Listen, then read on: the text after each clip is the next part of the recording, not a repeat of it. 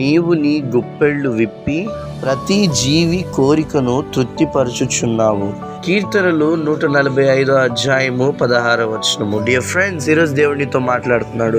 నువ్వు గుప్పెళ్ళు విప్పు, అనేక మందికి పెట్టని మరి వాక్యం ద్వారా ఈరోజు దేవుడు నీతో మాట్లాడుతున్నాడు. ఈరోజు నీ చేతులు నిండుగా లేవో ప్రార్థన చేయి. అయ్యా, నేను పెట్టాలని అనుకుంటున్న ప్రభువానికి అంత స్తోమత లేదు అని నువ్వు విశ్వాసముతో నువ్వు ముందడుగు పోయి దేవుడు నీ తోడే ఉంటాడు. అనేకమైన కష్టాలలో, ఇరుకు ఇబ్బందుల్లో నుండి, ఇరుకు మార్గాల నుండి నేను విశాల మార్గంలో అనిపిస్తాను. మరి ప్రార్థన చేద్దామా?